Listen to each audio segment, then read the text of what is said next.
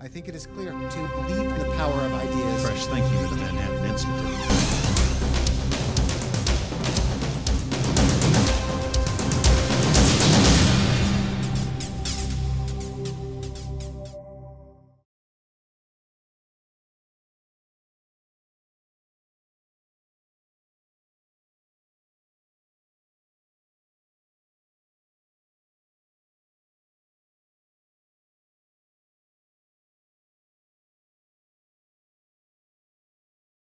I'm Larry Mohn, president of the Manhattan Institute. Thank you for joining us for this discussion of a new report by our Center for Energy Policy and the Environment on the economic impacts of closing and replacing the Indian Point nuclear facility.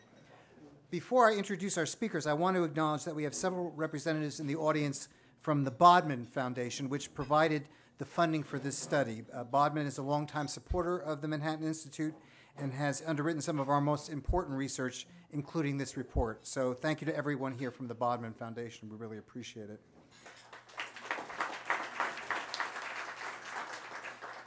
Here to discuss the report's findings is its principal author, Jonathan Lesser, and the former mayor of New York City, Rudy Giuliani. Jonathan is president of Continental Economics Incorporated, an economics consulting firm specializing in issues affecting the energy industry. He has about 30 years' experience in the energy sector, and he frequently provides expert testimony before state, federal, and international regulators. He's the author of numerous articles in academic and trade journals, and an editorial board member of the publication Natural Gas and Electricity. Our second speaker, it's always a pleasure to welcome back Rudy Giuliani. Much has been said, but to put it simply, he's the man who transformed New York City. He proved beyond a doubt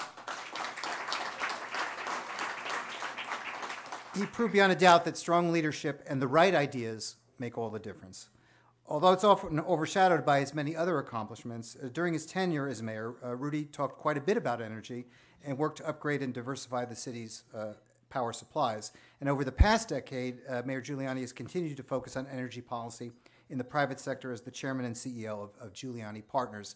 We're going to have Jonathan speak first, and then the former mayor will join us for his comments after that. And then we'll open it up to Q&A. Thank you.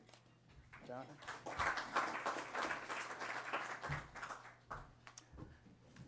Thank you very much. I'm delighted to be here. You all had your free lunch. Unfortunately, now you have to pay for it by listening to me. I'm going to talk about Indian Point, which I'm from New Mexico, a long way away. It's part of that flyover part of the country that no one thinks about. I hear that Indian Point is somewhat controversial, especially that environmentalists and many other critics want to shut it down. And they've been trying to close it down for over 30 years now. Governor Cuomo has said he wants to shut down the plant, and he appears intent on denying the plant a new operating license, as well as a water quality permit that it needs to continue operating. And what that means is that Unit 2 of Indian Point will shut down in December of next year. Unit 3 will shut down 2 years later in December of 2015. Well, when that happens, it will have a devastating effect on the entire New York State economy. Not just this part, not just the Manhattan economy, where you might say, Northern New Yorkers might say, good, I hope you suffer, because I understand that's the relationship between Northern New York and Southern New York, but everywhere. And the reason is that Indian Point provides highly reliable, very low-cost electricity. It's as much as 30% of New York City's electric supply, and yet the governor wants to shut it down. Well, if he does that, that power is going to have to be replaced with something. Unfortunately, those resources don't exist except on paper, in the form of the governor's energy highway plan. Well, if you shut down Indian Point, it's going to mean higher electric costs, again, for all New Yorkers. A comprehensive study by Charles Rivers Associates done last year for the current mayor of New York, who's not as good as a past mayor, of course, said that the additional costs would be between $1.5 and $2.5 billion every year. That adds up quickly. Well, and that ignores all the additional infrastructure that's going to be needed. If you build new gas-fired power plants, you're going to need new gas pipelines. If you build more generating plants, more wind power, that some people say, let's just build renewables. We don't need Indian Point. You have to build transmission lines. All those cost billions of dollars. That will be paid by New Yorkers like yourselves. And besides, if history's any guide, all that new infrastructure that will have to be built is going to be opposed too. Now, the really bottom line is that electricity is a very important commodity. I mean, look around you today. Well, when you increase the cost of a basic commodity, it's going to affect everyone's lives. It will reduce economic growth. That's not rocket science. When businesses and consumers pay more for electricity, they have less to spend on everything else. Businesses have less money to invest. They have less money to hire new employees. Consumers have less money to spend on restaurants, movies, clothes. All those effects ripple through the economy. And so our analysis showed that every year you'd see between 25,000 and 40,000 lost jobs in New York State, every single year. Moreover, the New York Independent System Operator, which runs the entire state electric system, has said Indian Point is needed to keep the lights on, that without Indian Point, there's a danger of what are called rolling blackouts. Now, New York has some experience with blackouts in the past. The last one was in August 2003. They're not really pretty. Now, there are studies out there. One that some people like to talk about is one by a company called Synapse Economics. And they did a study that said there's no reliability impacts at all. Lights will stay on for sure. There's plenty of generators. Well, unfortunately, that study failed to consider all the generating plants that are planning to retire because of new environmental restrictions and low prices. And it didn't focus on the New York City region, it just focused on the entire state. And it's true, upstate, there's plenty of resources, there's plenty of surplus power, but not down here in New York City. Let me talk a little about the energy highway, since that's getting a whole lot of press. It's really a collection of different projects. It's new power plants to be built, repowering old power plants, essentially like putting a new engine in an old car, new transmission lines. Again, none of these projects exist on paper, with one exception. One of the facilities listed under the Governor's Energy Highway is Indian Point. For some reason, I doubt that that plant's going to be selected as one of the finalists under the governor's proposal. Now, all those projects have to be cited and they have to be approved. They have to go through the various environmental siting, the siting boards. That's going to take time. And all will face opposition. The one thing I've learned about building energy infrastructure is if it's proposed, somebody will be opposed.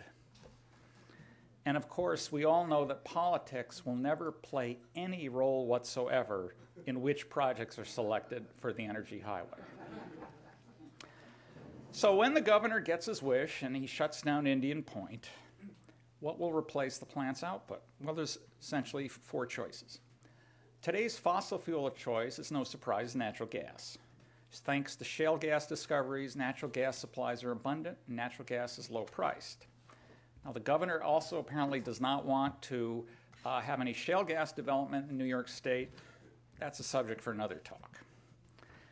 The Energy Highway lists many new gas-fired generators, including several that would be proposed to build right on site at Indian Point. If you build new gas generators, you need to have new gas supplies. New gas supplies mean new gas pipelines. If you look at the Energy Highway proposal, check out the website and look for the number of new gas pipelines that have been proposed as part of it. There are exactly 0. So somehow the state's going to build all this new gas-fired generation, but there's not going to be any new gas pipelines, which is a problem because New York's gas pipeline infrastructure is already at capacity, especially in the winter right now. A New York State energy plan back in 2009 said 3 of the pipelines 3 of the 6 are already at capacity in the winter. They projected by 2018, that's just 5 years from now, 5 of the 6 will be at capacity. Yet trying to build new gas pipelines is incredibly lengthy and expensive and contentious. There's a pipeline extension that's to be built by Spectra Energy into Manhattan. It's taken about 10 years to permit. The cost will be over $800 million for a 20-mile extension. That's over $40 million a mile. Now imagine hundreds of miles of new gas pipelines. It's going to cost a lot. So where's all the new natural gas going to come from? Who knows? The Energy Highway Plan doesn't really say.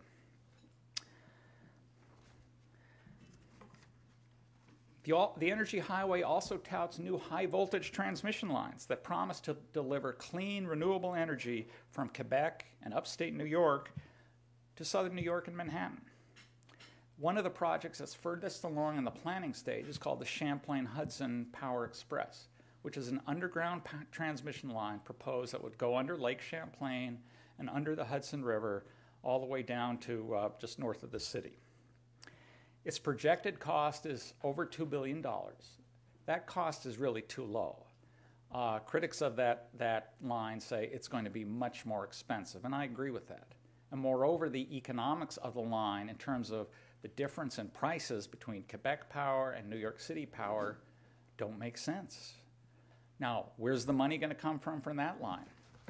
Well, the developers say federal loans, subsidized loans. Well, that may be the case, but New Yorkers, you will ultimately be paying for those loans, unless, of course, you're Solyndra, which then you don't have to. What about wind power? Well, wind power, you may find out, has a very slight problem. When it's really hot and humid out, like early July this year in New York, you were probably walking around wishing you were inside in air conditioning. The wind doesn't blow. When the wind doesn't blow, wind power doesn't work. No wind power. And besides, if you build more wind power, you've got to build more transmission lines. And now in New York, no one ever opposes those, do they? And electric ratepayers and taxpayers are already paying billions of dollars each year for wind subsidies, such as through the federal production tax credit, whose extension is being debated now. And there's also mandatory renewable portfolio standards. Well, the other interesting thing about wind power is that the more you subsidize wind power, the lower the electric prices, and the more it drives out true competitors. So the same gas-fired power plants that folks want to build are going to be forced out of business by all the subsidized wind power that is called to be built. That makes a lot of policy sense. What about offshore wind? That's another possibility that's been mentioned. Well, it's twice as costly as onshore wind, which is itself uneconomic, and it's much more expensive to maintain. What about, well, can't we just all use less electricity? Nobody really minds turning the thermostat up to 80 degrees in the summer or 50 degrees in the winter. We can just all get by with less. Sit in the dark, as they say. Well, the New York Independent System Operator oversees programs called demand response, which is basically calling on manufacturers to cut their power, and they get paid for it. The problem is that participation in that New York program has declined in the last few years. It's not increasing, it's going down. And there's energy efficiency like compact fluorescent light bulbs and the things that your utility probably tells you to install and more insulation in your house and all that.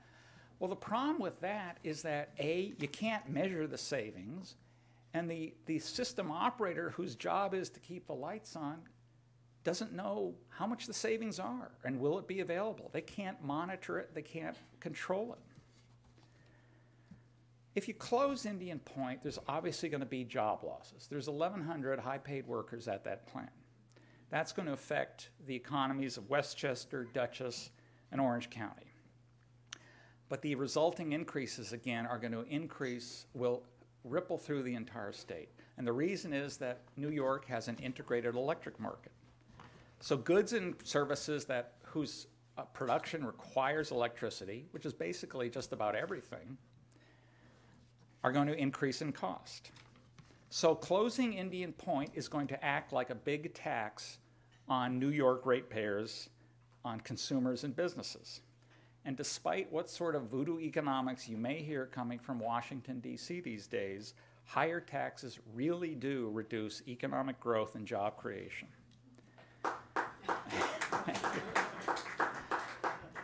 So whatever is built to replace Indian Point, New Yorkers like yourselves will pay billions of dollars more for their electricity.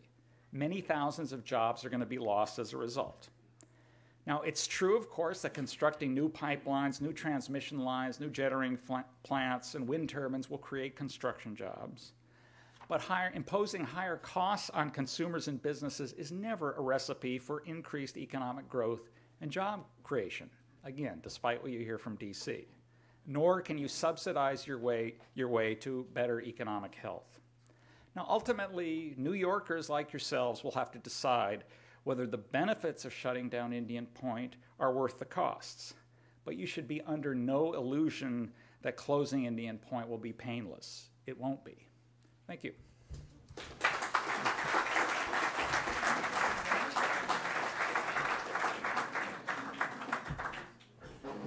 Thank you very much for inviting me. As you can tell from my applause, I agree with the professor. And thank you to the Manhattan Institute for doing this. And as I have in the past, I will always acknowledge and make very clear that if I did reform New York City based on ideas and leadership, most of the ideas came from the Manhattan Institute. And they set they did something really important when you're making reform and change. They set sort of the groundwork for many of the ideas being acceptable, because a lot of the things that we did, if they had been done 5, 10 years earlier, just would not have been acceptable. People would have thought of them as too onerous, too horrible, wouldn't work. So the Manhattan Institute has performed an enormous service for New York City, and it continues to. I'll give you my perspective on this from two points of view. First, as the mayor, and then second, as a security consultant for the last 9 or 10 years. As the mayor, of course, I had to be worried constantly about whether our lights would be on and our electricity would function, particularly in the summer months, although, as the professor pointed out, the danger in the winter is just as great. But somehow, from my point of view, it was those very, very hot days, 90-plus degrees for 2, 3, 4, 5, 6 days that would worry the heck out of me. We had, before I was mayor, 2 major blackouts in New York City, one in 65, I believe, and one in 77. That were catastrophic, led to enormous loss of revenue, led to rioting, looting, death, many pregnancies, as one movie pointed out.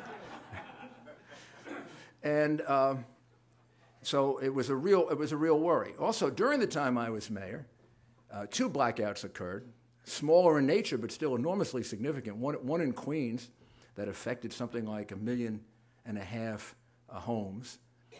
That was probably about 1995 or 6, and then one in 1999 in Washington Heights. In the middle of the summer, lights went out, terrible blackout, in a place that only 6 or 7 years earlier had had a major riot. And I was very happy with the fact that although the blackout was devastating financially, there was no major crime. And I used it, the positive aspect of that, to point out how Washington Heights and some of the areas of the city that have been afflicted by crime had changed so dramatically over the course of 4 or 5 years.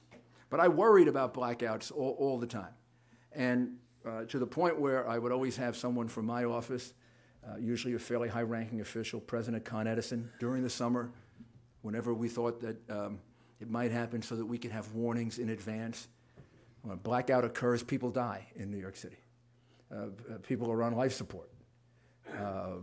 People sometimes aren't able to walk up 10 flights of stairs or 5 flights of stairs or 4 flights of stairs. The lights go out, the emergency vehicles have a harder time getting through the city streets, and someone who has a heart attack can't be reached on time. So the financial consequences of a blackout are almost incalculable. The human factors are even greater. So if you're the mayor, you worry about blackouts all the time. I'm sure that's exactly true with Mayor Bloomberg, which is why he opposes the closing of Indian Point and constantly reiterates the fact that he or any other mayor would have to deal at least with rolling blackouts, if not major blackouts, if we ever tried to do it. Because the transition would not be a smooth one. No transition in New York City is ever a smooth one, and things would go wrong. At one point, probably I've forgotten the exact time of this. It probably was 98 or 99. But the New York Power Authority came to visit me, and they wanted to do a briefing for me.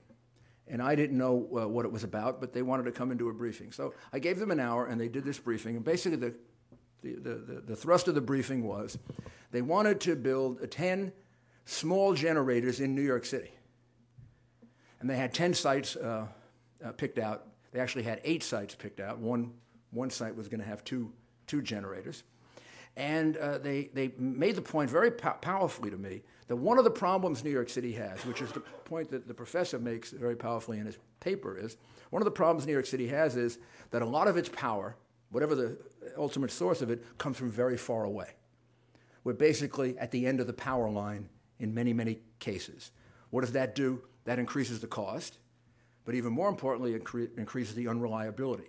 Anything that goes wrong in Ohio or Buffalo, which is 2 places where things went wrong that led to blackouts in New York City, then New York City and the suburbs are blacked out. So you should have a certain amount of power either within the city of New York, generation either within the city of New York or close enough so it doesn't get all jammed up in the transmission of power to the city. And they said our ability to generate power within New York City was dangerously low. And these generators would give us a little boost. And they showed me the sites where they wanted to put it. So I listened to it. I've never been burdened with taking a long time making decisions. That's both a strength and a weakness. And I said, you're absolutely right. They were shocked because usually you have a study and 5 more studies. And then if you're like President Obama, you ignore the study and then move on.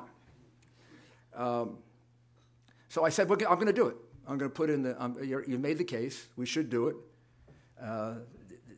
These were small generators because by keeping them below a certain level, they could avoid all of the environmental reviews, and they could get it done in like a year, as opposed to 100 years, which is what it usually takes to do these things. And so, but I said, now, by 1999, I had become a full-fledged politician. When I started as mayor, I wasn't, but by 1999, you're in politics long enough, you think about things like this. So I said to them, I tell you what, though, you think I could just put them like all in one place?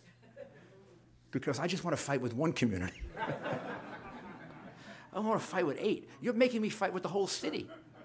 This is every borough. You're making me, every single borough is going to come and fight with me. And God, my favorability is going to go down. And gee, it's going to be really tough. And they said, well, we would like to accommodate you, Mayor, but first of all, if we put it all in one place, then we'd have to do a big one. And then you'd have to go through all that environmental review. So I got that, okay. I said, okay. And finally he said, we only have a few choices because it has to be near existing transmission lines. Because honestly, Professor, nobody's going to build a transmission line in New York City ever again, unless you get a mayor crazy like me at some point. And willing to take on this stuff. They said, well, we have to put it next to transmission lines that exist, and maybe we could rig it a little and move it a little bit here, a little bit there, but this is basically it. We found the 8 places we can do this. If you want to get it done, and they said to me, you make a choice, next summer you could have a blackout or we can put in the generators. So I said, let's put in the generators. And we did. 8 of them went in right away. 2 of them were opposed, went to court. Michael Hess, who was my corporation counsel at the time and is now my partner doing security work, litigated it in court against my political ally, Claire Schulman in Queens, who called me up and said she had to fight me because the community was too upset. Long and short of it is we got the 8 generators done in time for September 11. And there were many consequences of September 11, the human part and everything else being obviously the most important. But people don't realize we were in grave jeopardy on September 11 of losing all our power in New York City. And we lost our power in Lower Manhattan, and that can sometimes trigger. And I was very thankful that we put those generators in. And I was very thankful to Indian Point, because Indian Point functions in many ways like those generators. It's very, very close to New York City.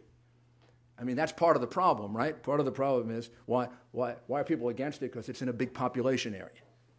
But why is it so important? Because it's in a big population area. And it's a very reliable source of electricity that upon almost no notice, you can go from 25 to 30% of New York's electrical supply very, very quickly.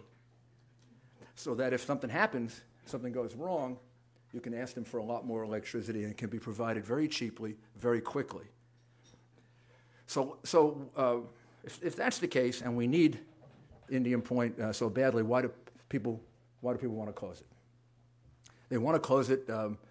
First of all, there are some people that are just completely opposed to nuclear power, and then there are other people that say, well, it's in too big a population area. Well, about 40% of the 100 or so nuclear power plants in America are within population areas of 1 million or more people. But obviously, why? Because those are the people who need that amount of power. So let's first look at the safety record of nuclear power in general, and then I'll tell you a little about Indian Point, because I've been assessing their safety and security for about 10 years. Every form of power generation is dangerous. This is a very dynamic, dangerous thing to do. People have died over the course of history, right? Because of coal, because of oil, because of any of the forms of electricity you can think of. We have no known loss of life to nuclear power in the United States ever. And we've had it, since the beginning, and we invented it. We've lost a lot of our edge because we haven't developed it. A lot of that edge has moved overseas. But the fact is we had one major incident, one really, really major incident, 3 Mile Island. That was about 32 years ago, 33 years ago. That was very dangerous and very bad. And I'm not minimizing the danger of nuclear power. It's dangerous, like all forms of power are dangerous. But even 3 Mile Island didn't lead to the loss of a single life. And I don't think, and I'll have to check this to be absolutely certain, but I don't think there's been any even illnesses or diseases traced to it to this day. But certainly not during the initial stage of 3 Mile Island was there any loss of life. We have about 104 power plants in the United States, and they've been operating for 30 to 45 years. So that's a pretty impressive safety record. Not too many industries, chemical industries, energy industries, have a record like that. The Nuclear Regulatory Commission, whatever you think of them from point of view of politics or anything else, is very, very strict about the kind of security these plants have to have. Probably the strictest regulatory agency from the point of view of safety and security of any that exists. And the nuclear power operators, whether it's Entergy or any of the others, are constantly trying to be at state-of-the-art security. Does that give 100% guarantee? Absolutely not. But if you're thinking practically that everything in life is a risk-reward, the reward from nuclear power is enormous. Once built, very, very inexpensive, very reliable, very environmentally friendly in terms of impact on the environment, generation of electricity. The risk is there, but then when you look at the history is a history in which there's been no loss of life in America in the nuclear power area. So when you weigh all that, you have to say that this in the context of energy generation, is about as safe as it's going to get, and it never gets perfectly safe. Second, Indian Point. Indian Point, first time I went to Indian Point after I was the mayor was probably in 2002. And I've toured it now a number of times. I've made many recommendations at different times about how to improve security, both security for the physical plant itself, so that people can't invade it, people can't bomb it, so that it's secure internally.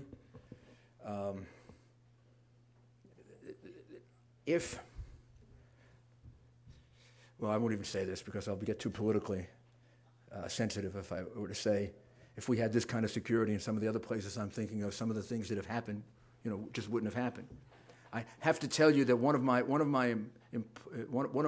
partners, when he first toured Indian Point, said the following: It's a lot harder to get into Indian Point than it is to escape from Rikers Island.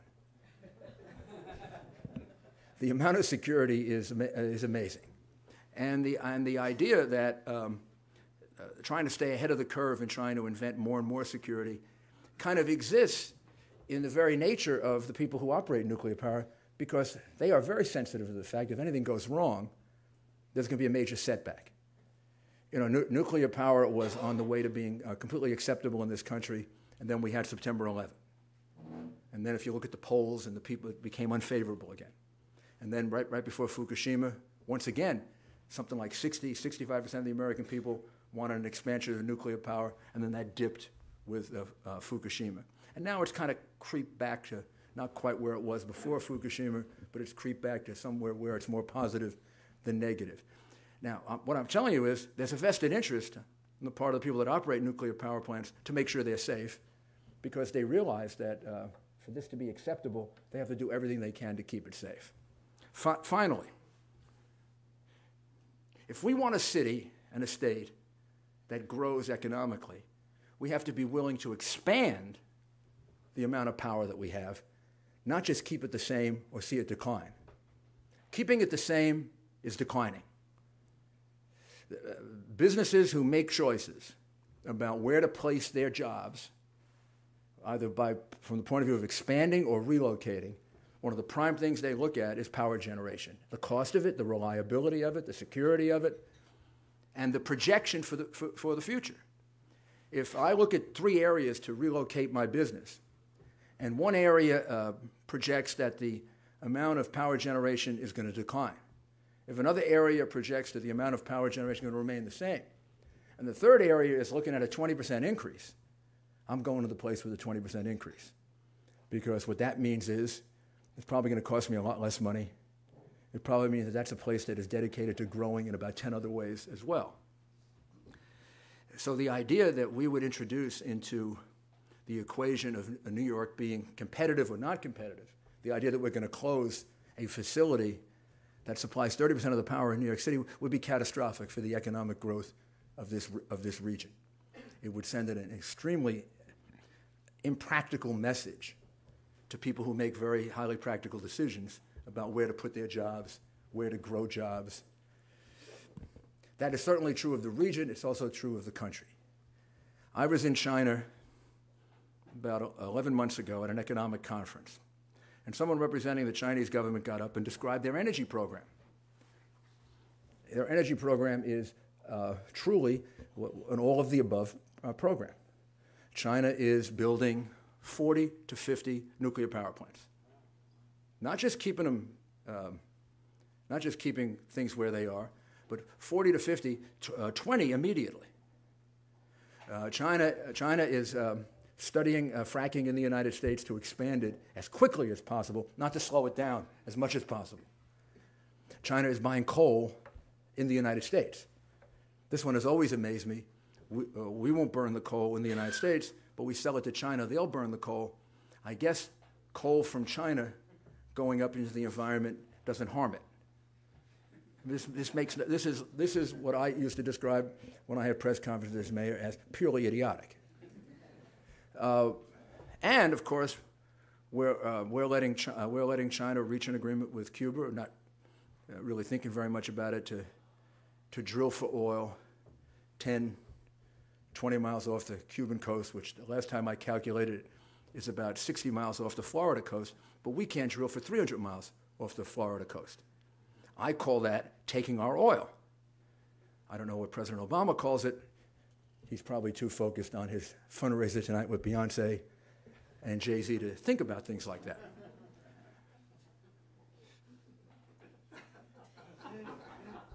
In other words, the president is raising money tonight from the 1%.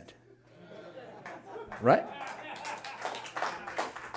The horrible, awful, destructive 1% who are going to jam up traffic so bad in New York City that I'm not going to be able to get to the airport on time tonight. Well, in any event, that's a detour. But the reality is China has an all-of-the-above program for energy. And we need that. We need that in New York if we want to grow economically, and we need that in America. And nuclear power has to be part of it, a reasonable, sensible part of it. We should be expanding the number of nuclear power facilities we have in the country, not holding them constant or watching them decline. And Indian Point's a very important part of it for us in New York, but I could list for you another 10 facilities in the United States, close to American cities, that are equally as important to those cities. And the idea that we could replace it, and that would happen easily and without a tremendous amount of disruption, is just total fantasy. So have I made my point clear? Thank you. Would you mind standing up for a few questions? I don't mind. Jonathan, why don't you come up and, I'm going to get a mic and field your questions, and you can address them to either both or one of our speakers. So, any questions here? Ed, why don't we start with you? Wait for the mic.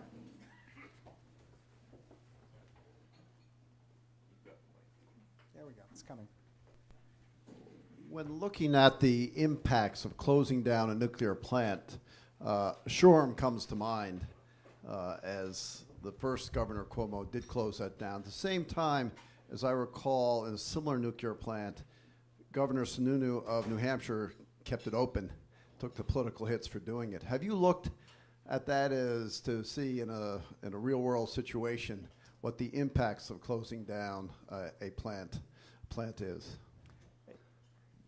Is this on? It should be on, yeah. In terms of the electric system impacts, it really depends on the location. So Public Service New Hampshire, that plant that was shut down or kept open wasn't in a what's called a load pocket, where you can't, essentially think of the transmission system as like a highway. I hate to use that word, but okay, let's call it that. Transmission lines are like, lanes on the highway. Well, they can get, if there's not enough lanes and too many cars, you get congestion. That's the problem here. With Shoreham, there is that problem, although Long Island has enough generation on the island, and it has to have enough to deal with that issue. But Shoreham's problem was that they actually operated it. They produced 1 kilowatt hour of power, and doing so incurred billions of dollars of costs. It's the most expensive kilowatt hour ever produced. I think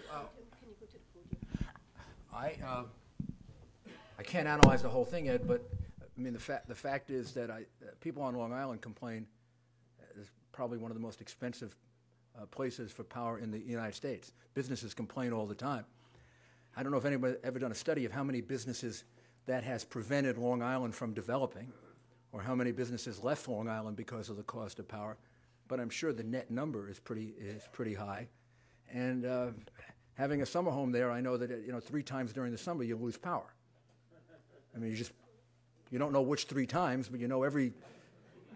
And then during the winter, when you know that you've lost power another 2 or 3 times. So, I think I don't know how much Shoreham, how different Shoreham would have made that, but I'm sure Shoreham would have made power a lot less expensive and a lot more reliable on Long Island. There's 2 questions on the table. Robert first, and then the next one. We'll get both people at that table, just one at a time. Well, no, just one question first, and then I'll get to you, I promise. Is this on? Yeah. So actually, I have 2 questions. One's a safety question, and one's a security question. So the safety question is, most people I talk to who are against nuclear power are concerned about nuclear waste. So could you at least touch on the issues of nuclear waste and what you see as the solutions to those problems, if in fact there are any solutions. And then the security issue relates to sort of digital security. We've seen examples throughout the world. I'm thinking in particular the Israelis able to affect the centrifuges in Iran. Can you talk a little bit about the digital security of nuclear power plants? Because I think that's an important issue as well. I can talk about the waste issue. I'll let the mayor talk about the security issue. The waste issue, first off, if you shut down the nuclear plants, the waste is still there. The NRC actually in August issued a ruling saying it's no longer going to issue any new final licenses because the appeals court in DC in June said your assumption that there will be a permanent waste facility is no longer valid because the current administration essentially shut that down. The way to deal with waste can be dealt with as in dry cask, which you just put it on site. You can also reprocess the waste. That's what France does with all their nuclear waste, and you reuse it as fuel. That's expensive, but if you're spending billions on not developing a permanent waste repository, then maybe it's not so expensive. I've seen nuclear opponents who they don't want it shipped to a permanent waste site. They don't want it stored on site, and they just want it to somehow disappear. And other than calling Captain Kirk to say, "Beam it up, Scotty," I don't know what they're going to do. But it's another issue that it's very hard to have a rational conversation with opponents about because it's truly a religion. They just want it to vanish somehow. Digital security, security for our very intricate information systems is a problem for every industry. It's no greater for the nuclear industry than it is for anyone else. I would say the nuclear industry probably invests more money and more time in defending their information systems and their control systems than anyone else. Is there a risk? Of course there is.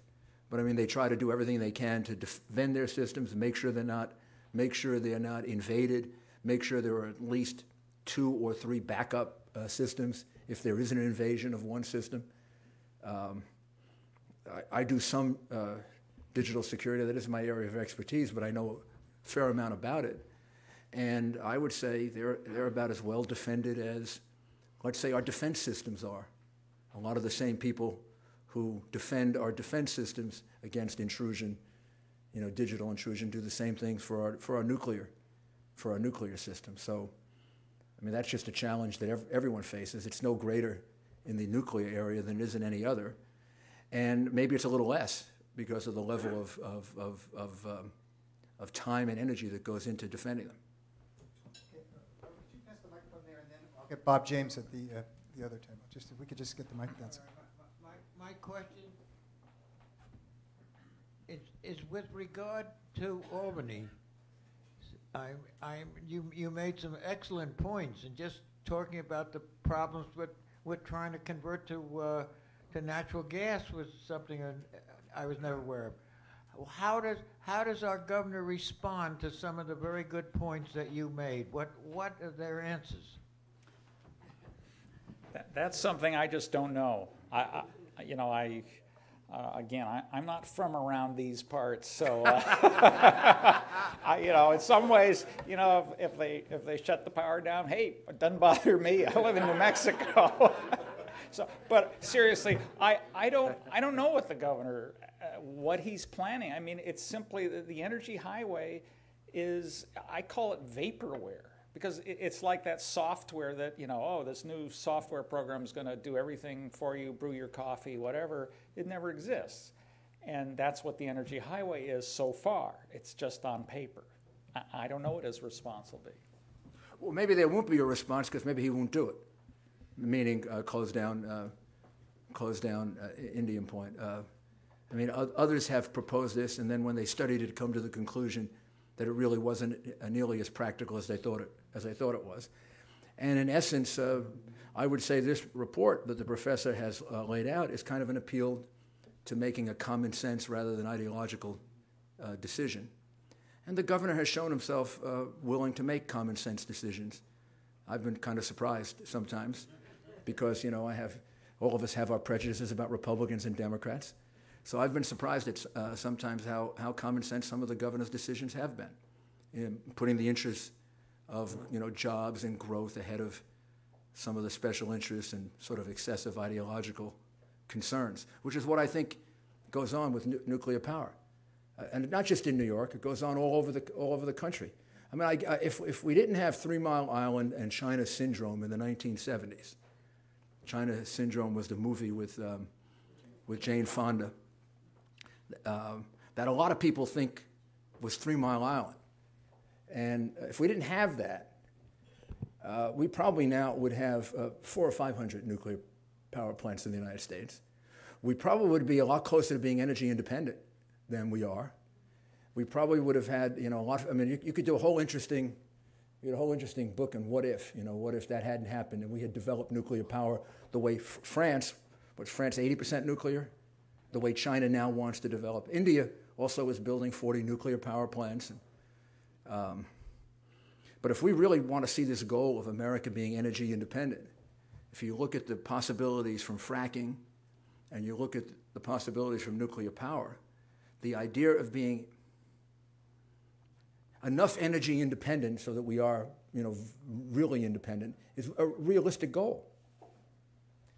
Just to the mayor's point, Peter Hubers, one of our scholars, did a calculation that if the plants that were online in '78 had come online, we would now be in compliance with the Kyoto Accords. So that gives you one kind of back of the envelope estimate of what the results were. Bob, you had a question back there?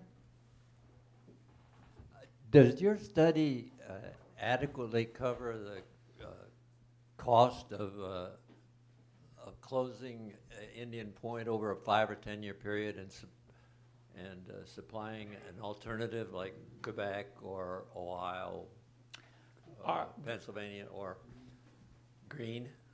The study I did built on the analysis that was performed by Charles Rivers Associates.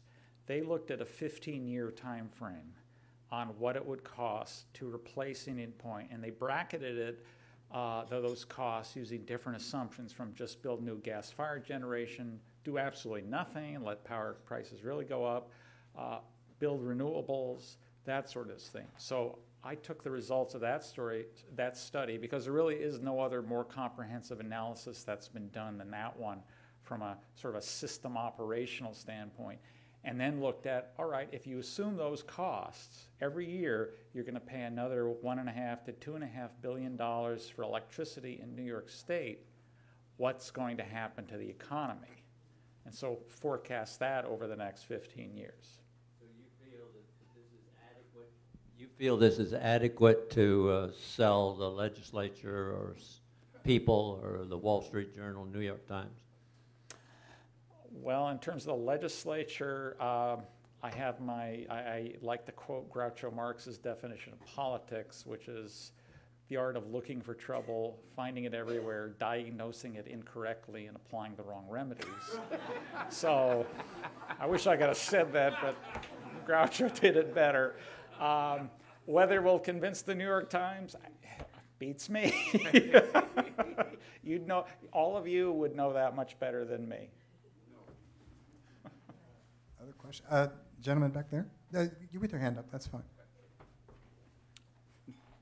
Is the primary issue just an anti-nuclear agenda, or is it more the age of Indian Point? It's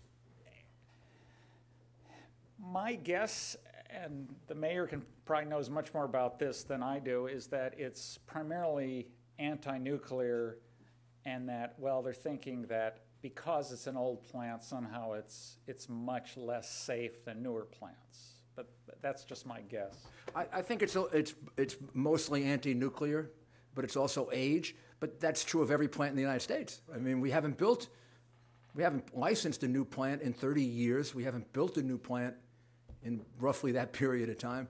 So Indian Point is not by any means the oldest nuclear power plant in the country. Here's the way the argument goes, I think, which is for people who would see themselves as, I mean, some people are just completely opposed to nuclear power. They'd want us to close all 104 nuclear power plants, which would frankly be a disaster for the American economy. It would be catastrophic. It would set us back in any kind of goal we have, not just to being energy independent, but even just somewhat more energy independent. It would have vast geopolitical effects, make us much more reliant on the Middle East, make them much more powerful. The more moderate ones say, well, we're for nuclear power, but not just in large population areas. But of course, that's where the nuclear power is needed the most, right? So that's, plus, there is no record of major danger that has occurred because of nuclear power. I mean, a lot of this is speculative danger rather than a record of real danger. Is the speculation valid? Could something horrible happen? Of course it could. This is a very dangerous thing to do. But producing power is a very dangerous thing to do. Drilling in the ocean is a very dangerous thing to do. Drilling on dry land is a very dangerous thing to do. Just producing electricity is very dangerous. You know, if you touch the wrong place at the wrong time, you die. Is the political compromise that may come out of this being putting it on a 20-year cycle to say, let's look out 20 years. Indian Point is base load, 30% of the load in New York City, et cetera, et cetera. Put it on a 20-year schedule. Prove to us that these other sources and solutions can be implemented. That would be a very realistic solution. What you're suggesting would be a very realistic, would be a very realistic compromise and solution. Honestly, the best thing would be if we aggressively increased the number of nuclear power plants in this country. If we followed a scenario similar to China, which is develop nuclear power plants, quickly increase fracking, rely on our coal, don't completely give up on coal, and start drilling more in areas of the United States and around the United States where we're capable of doing it. Otherwise, we're going to just give our oil to China. They're going to drill for the same oil that we could be drilling for. I mean, the idea that we don't drill 70, 80 miles off our coast, and China is drilling for our oil off the coast of Cuba is also moronic. That's even worse than idiotic. I mean, the idea is that China does it safer than we would do it. I mean, the same risk exists to the shore of Florida and to Mississippi and Alabama and the Panhandle, right? The same risk exists if China is doing it than if we're doing it. And I think we'd feel a little more comfortable about our ability to regulate the safety of what we're doing. One quick question. We have to be quick. Yeah. These days, with the present technology, how long does it take for a new plant, not counting all the regulatory nonsense, but how long would it physically take to get one online? A new nuclear plant? Assuming an expedited regulatory schedule, which is Probably I'd guess 4 to 5 years for construction. I mean, you could probably do it faster if you really wanted to, but that doesn't seem to be the way we do things anymore. the schedule in China, 2.5 years. Is it really? Wow. Well, they build bridges in 8 months, 9 months. Well, we used to do that. We used to do that. I mean, we built the Empire State Building, in 1 year. What do you think it would take now to build the Empire State? Well, how about the Second Avenue subway? Our next session will be on New York. But thank you so much, Jonathan and Mr.